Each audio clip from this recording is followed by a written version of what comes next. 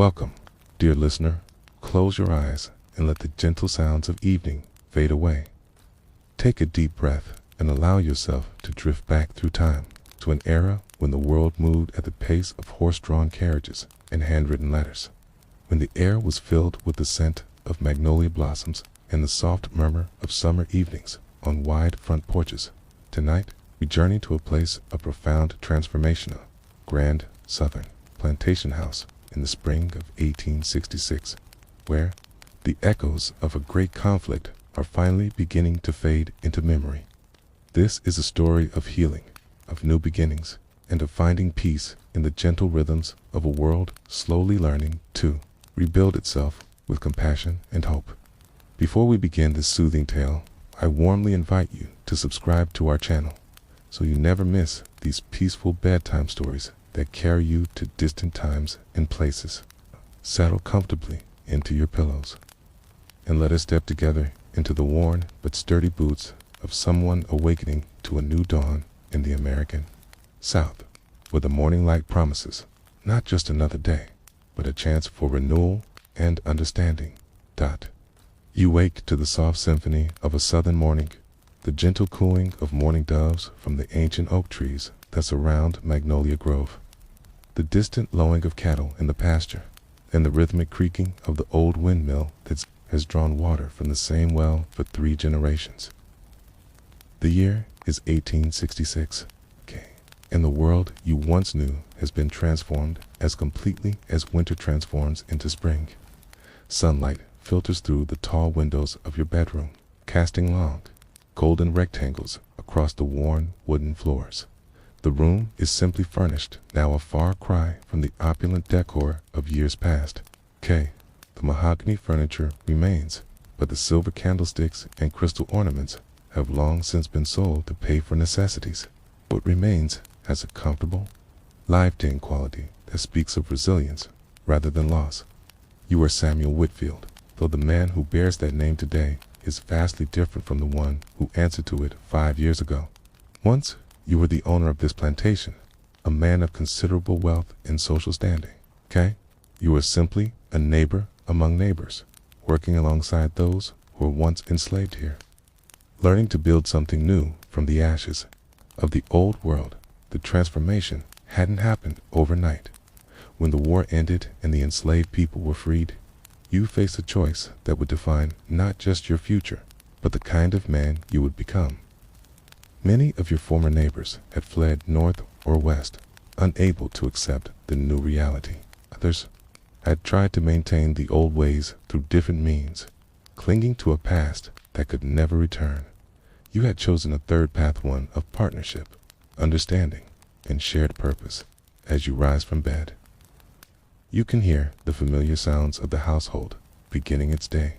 Mrs. Essie Johnson, who had once been the plantation's cook and now manages the kitchen as a paid partner in your small farming cooperative, is already at work preparing breakfast.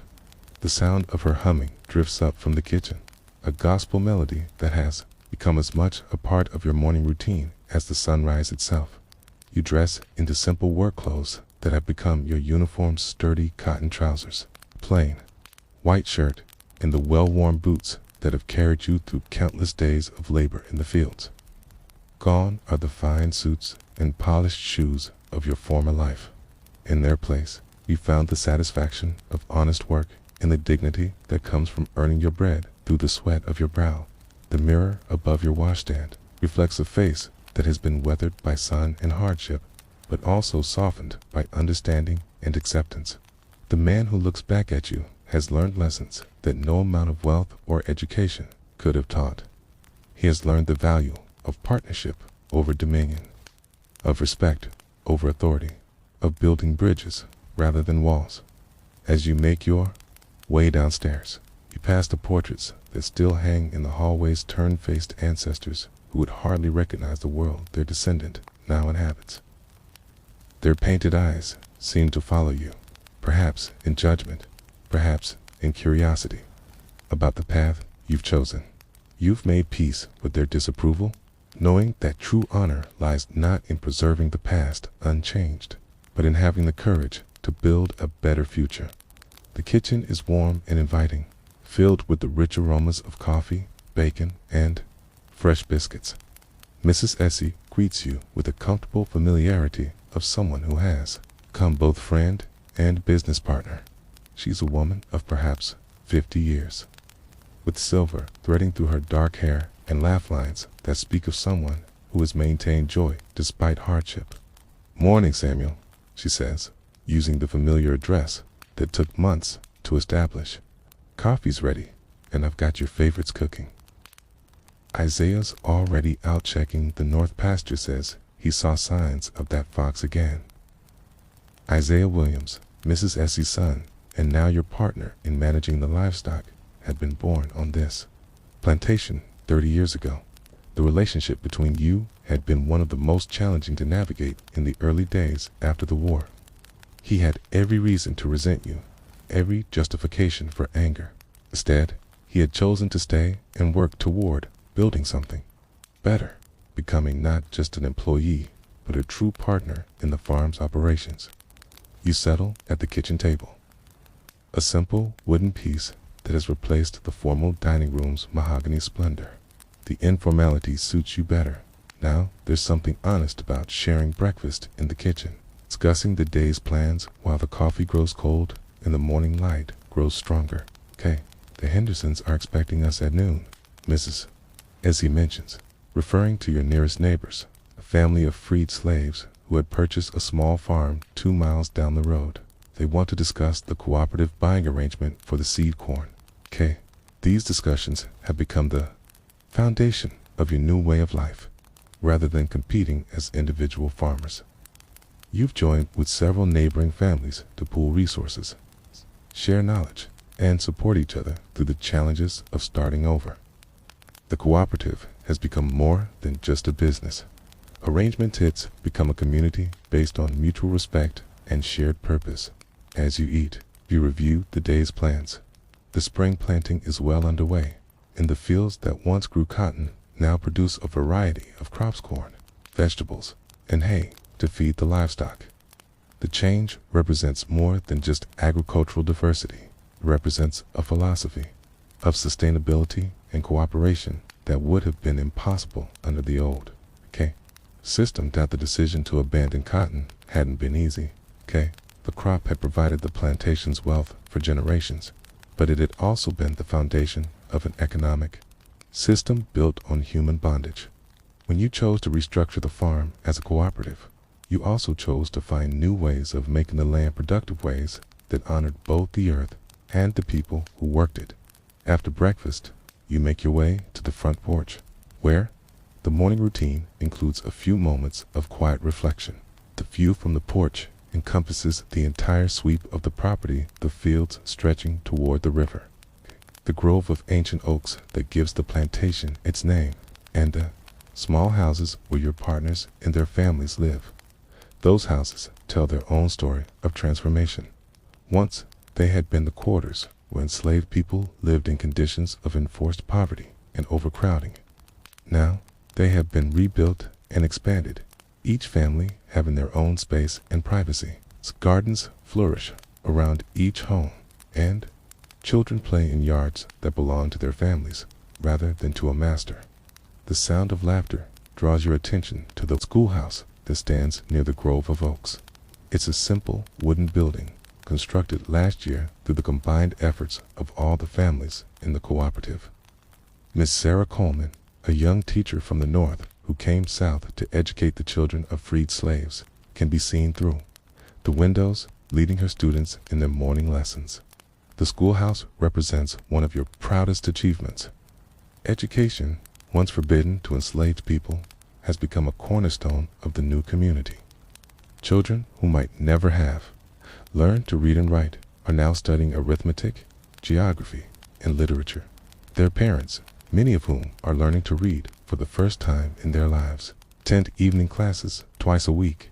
Isaiah approaches from the direction of the pasture, his easy stride and confident, bearing a testament to the changes that have swept through all their lives. He's a natural leader with an intuitive understanding of both animals and people that makes him invaluable to the farm's operations. More importantly, he's become a friend, something that would have been impossible under the old system. "Morning, Samuel," he says, settling into one of the porch chairs. "That fox has been busy again, but I think I know where he's denning. We can set some traps this afternoon, if you're agreeable." These morning conversations on the porch have become one of the day's most important rituals. They're when you and Isaiah discuss not just the practical matters of farming, but the larger questions of how to build a community based on equality and mutual respect. The discussions are sometimes difficult, often touching on painful memories and complex emotions, but they're always honest. The Hendersons mentioned they might be interested in joining our livestock cooperative. Isaiah continues, "They've got that fine bull, and we could use some fresh bloodlines in our herd." The livestock cooperative is another innovation that has emerged from necessity and grown into something larger. By sharing animals for breeding and pooling resources for veterinary care, the participating families have been able to improve their herds far more quickly than any of them could have managed alone.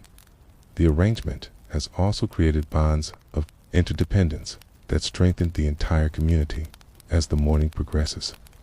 You and Isaiah walk through the fields, checking on the progress of the various crops. The corn is growing well, its green shoots reaching eagerly toward the sun. The vegetable gardens are flourishing, providing fresh produce for the families and surplus for sale in a nearby town. The hayfields are thick with new growth, promising a good harvest for the winter feed. The work of farming has taken on new meaning for you. Once, you had observed the labor from a distance, making decisions, but not participating in the actual work. Now, you know the satisfaction of planting seeds with your own hands, of seeing crops grow through your own efforts, of sharing in both the successes and the setbacks that come with depending on the land for your livelihood. The physical labor has changed you in ways you hadn't expected. Your hands, once soft and manicured, are now calloused and strong. Your back, once straight with the artificial posture of privilege, has been bent by honest work and strengthened by it. Your understanding of what it means to earn a living has been transformed completely. Around midday, you join Mrs. Essie for the walk to the Henderson farm. The path winds through countryside that has been largely unchanged by the war. Though the people who inhabit it have been transformed completely, the fields and forests, the streams and meadows remain as beautiful as ever, but they're now worked by people who have a stake in their care and improvement. The Henderson farm is a testament to what can be accomplished through determination and cooperation. James and Mary Henderson, both former slaves who had saved every penny they could earn, had purchased the land from a departing white family. With help from the cooperative, they had built a comfortable home, planted productive fields, created a place where their children could grow up free and educated. The meeting takes place in the Hendersons' parlor, a modest but comfortable room that reflects their pride and their accomplishments. The discussion focuses on practical matters, seed varieties, planting schedules, and shared equipment, but it also touches on the larger questions of how to build a sustainable community in a world that doesn't always welcome their efforts. "We've had some trouble with folks in town," James Henderson mentions, his voice carrying a note of concern. "Nothing serious, but there's still resistance to the idea of colored folks owning land and running their own affairs. These challenges are part of the reality you all face. The legal framework of freedom is in place, but the social and economic structures that support true equality are still being built. The cooperative has become more than just a farming arrangement. It's become a mutual support system for families navigating the complexities of freedom in a society that hasn't fully accepted their new status." The afternoon is spent in detailed planning, working out the logistics of shared seed purchases, and coordinating planting schedules. The conversation is punctuated by the laughter of children playing in the yard and the comfortable sounds of a home where people feel safe and valued. These moments of ordinary domestic life represent victories that are perhaps more significant than any military triumph. as you walk back to Magnolia Grove in the late afternoon.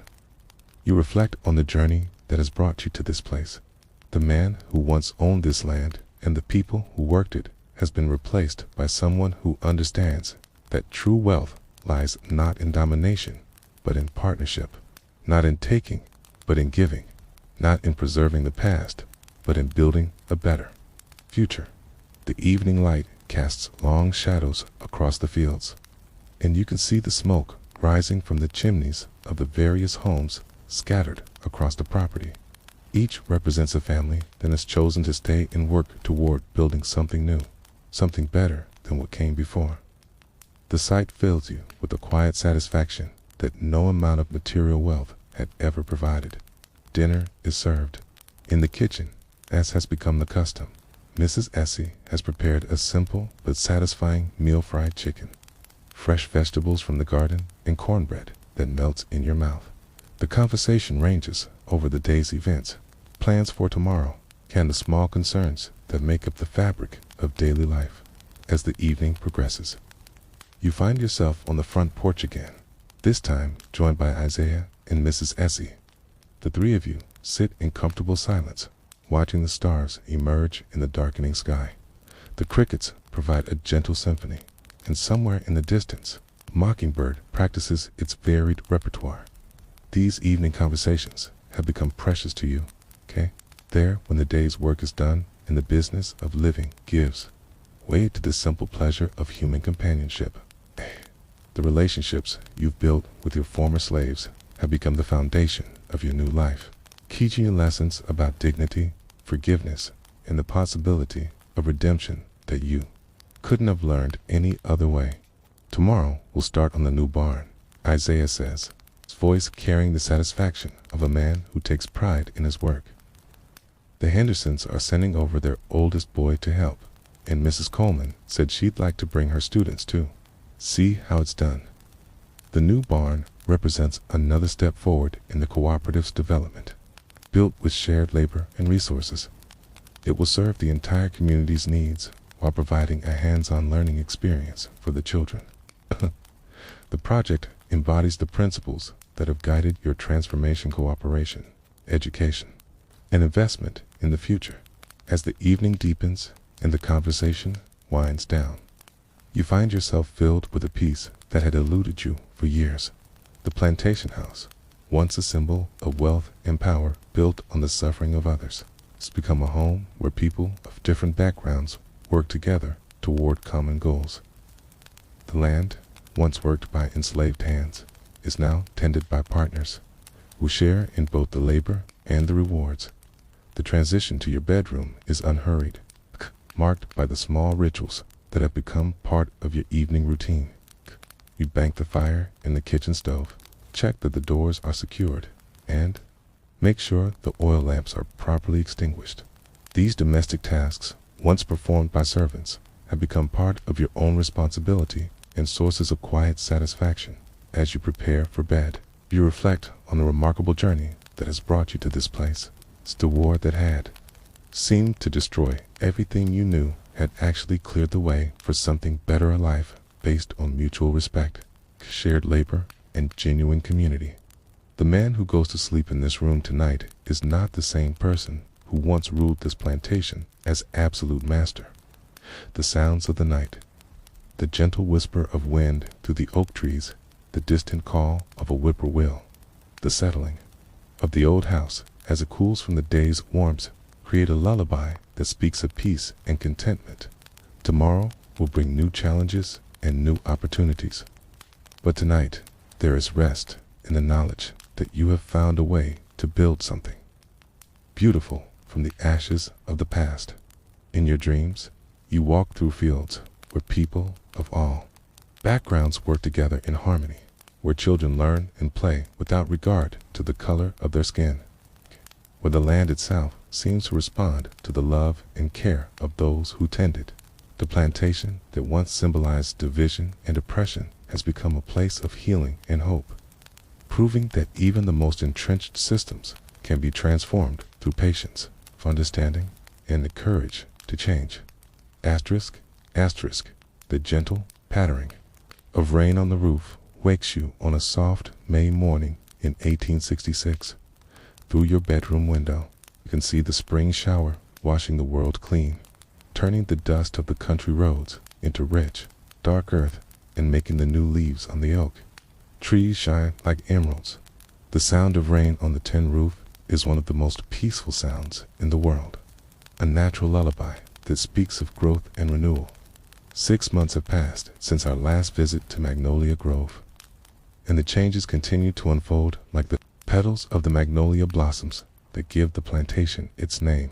The cooperative has grown stronger, the relationships deeper, and the sense of community more firmly established. What began as an experiment in post-war cooperation has become a model that other communities are beginning to notice and emulate. You dress more slowly than usual this morning, listening to the rain and enjoying the enforced peace it brings. Rain days have become special at Magnolia Grove, times when the usual outdoor work is postponed and the community gathers for indoor activities that strengthen the bonds between neighbors. Mrs. Essie will be preparing a special breakfast, and the children will spend the day in the schoolhouse working on projects that have been waiting for just such weather. The kitchen is warm and inviting. It's filled with the rich aromas of coffee, bacon, and the special sweet rolls that Mrs. Essie makes only on rainy days. She greets you with the comfortable familiarity of someone who has become not just a business partner, but a trusted friend. Her presence in the kitchen, once a function of bondage, has become a choice that speaks to the genuine affection and respect that has developed between you. Perfect day for the quilting circle to meet, she says, pouring coffee into your favorite mug. The ladies have been looking forward to working on the wedding quilt for Sarah and Thomas. The mention of the upcoming wedding brings a smile to your face. Sarah Henderson, James and Mary's eldest daughter, is marrying Thomas Johnson, Mrs. Essie's nephew, who had returned from the war, missing his left arm but not his spirit. The wedding will be the first major celebration for the cooperative community, and the preparations have brought everyone together in a spirit of joy and shared purpose. The quilting circle represents one of the most beautiful developments in the community's social life. Women from all the families gather weekly to work on various projects, sharing stories, advice, and the comfortable companionship that comes from working together on something beautiful. The quilts they create are not just bed coverings, but symbols of the care and attention that bind the community together. Isaiah's already down at the barn with the Henderson boys. Mrs. Essie continues. They're working on those new stalls for the horses. Rain won't stop them when they get an idea in their heads. The new horse stalls are part of the cooperative's expansion into livestock breeding.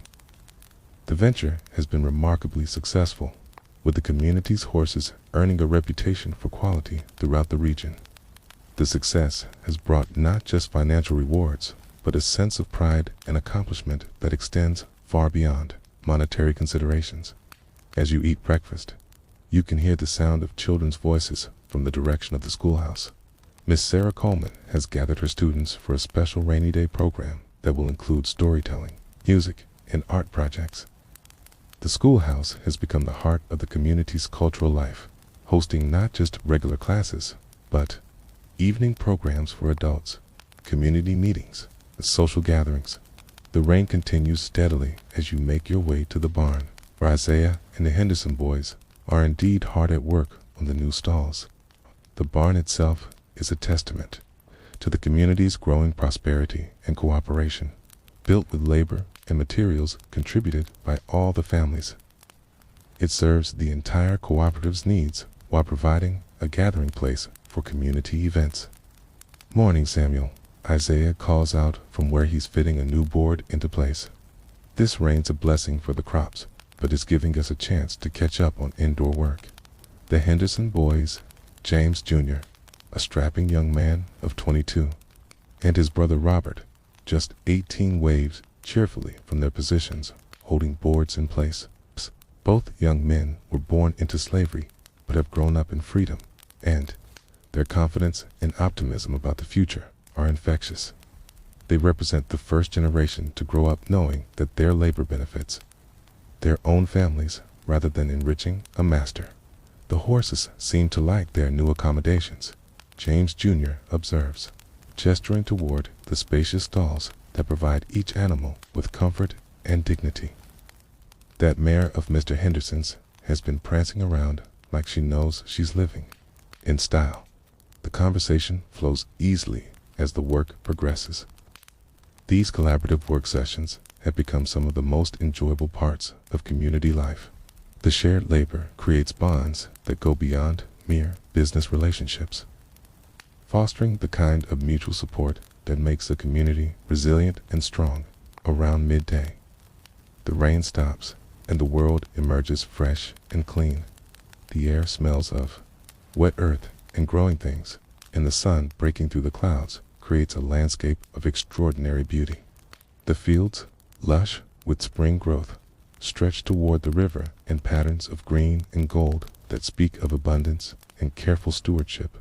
You decide to take a walk through the community, checking on the various projects and simply enjoying the renewed world that the rain has left behind. The path winds past the Henderson farm, where Mary Henderson is working in her garden, which has become famous throughout the region for both its beauty and its productivity. She waves cheerfully as you pass, calling out an invitation to stop for coffee on your way back.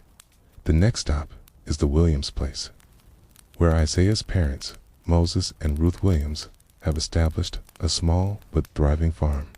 Moses, despite being nearly 70, continues to work with the energy of a much younger man, while Ruth has become the community's unofficial medical advisor.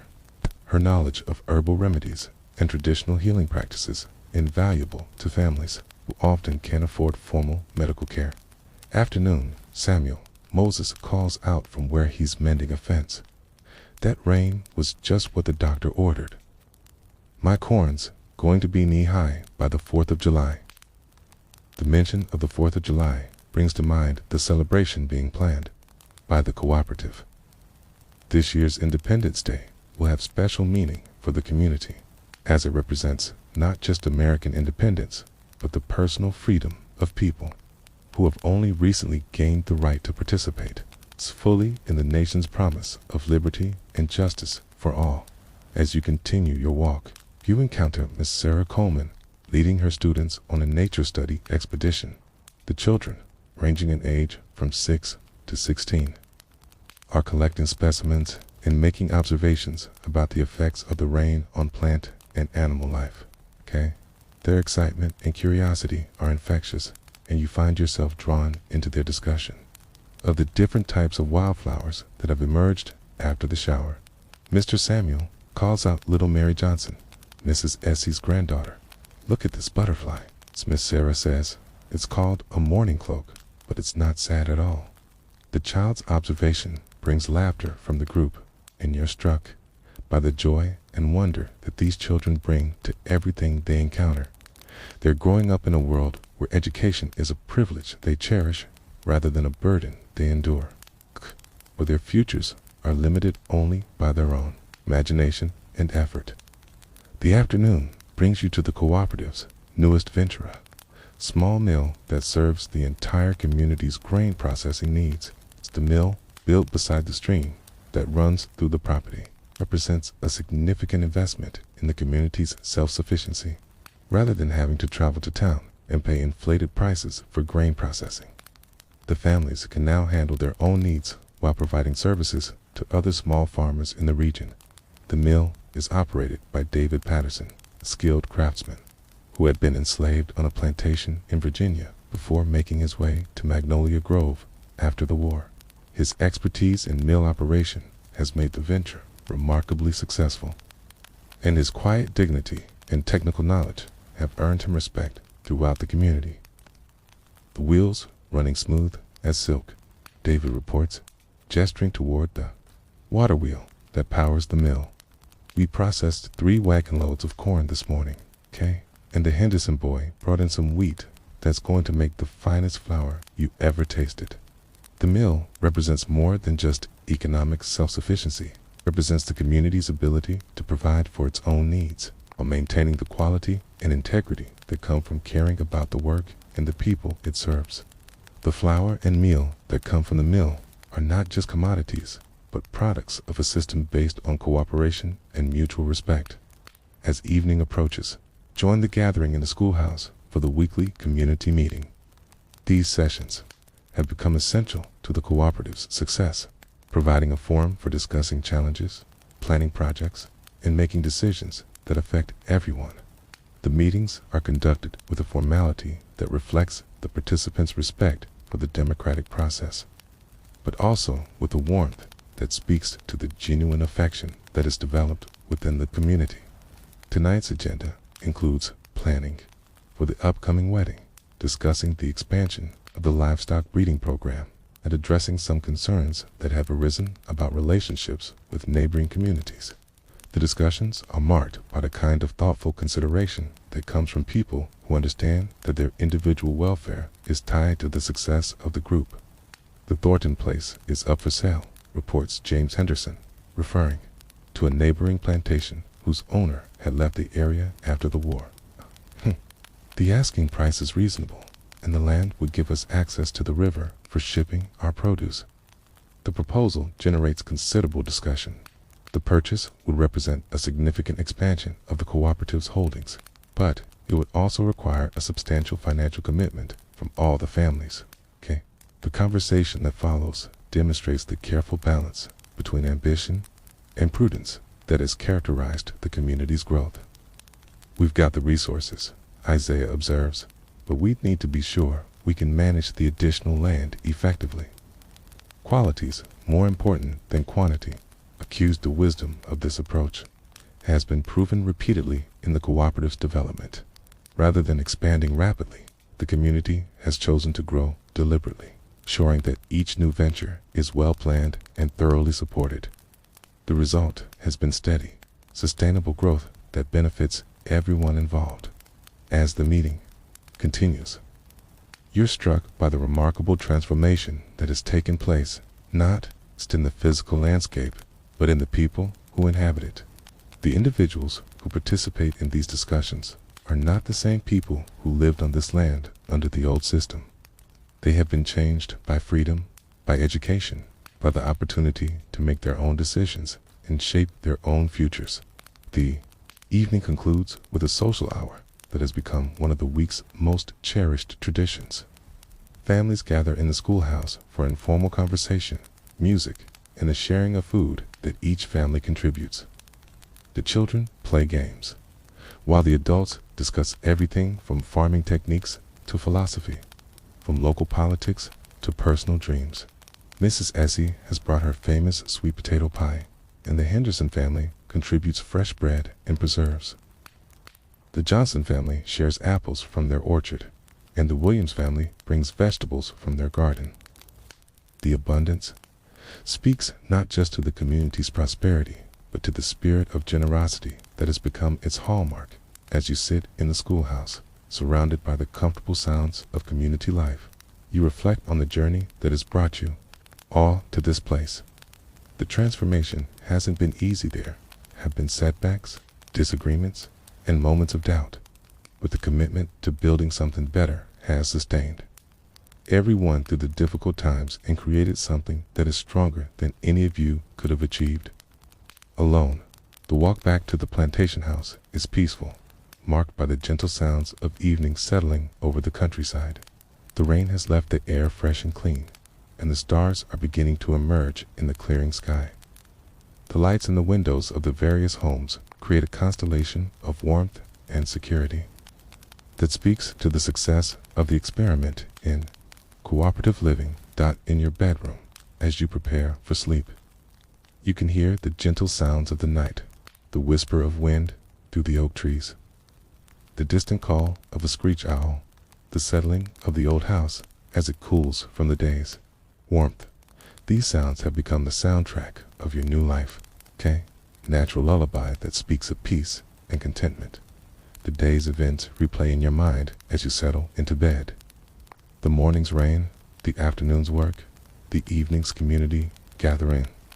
represent the rhythms of a life built on cooperation, mutual respect, and shared purpose.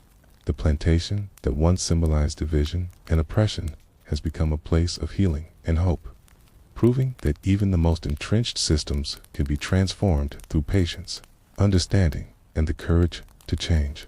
Tomorrow will bring new challenges and new opportunities. The wedding preparations will continue. The mill will process more grain, and the children will return to their lessons with Miss Sarah Coleman. The cooperative will continue to grow and evolve, always with the goal of creating a community where everyone can thrive. As sleep begins to claim you, you reflect on the profound truth that has emerged from this experiment in post-war cooperation, that the real victory is not in defeating enemies, but in turning them into friends, not in maintaining old divisions, but in building new connections, not in preserving the past, but in creating a future worthy of the sacrifices that made it possible in your dreams. You walk through fields where people of all backgrounds work together in harmony, where children learn and play without the burden of inherited hatred, where the land itself seems to respond to the love and care of those who tend it.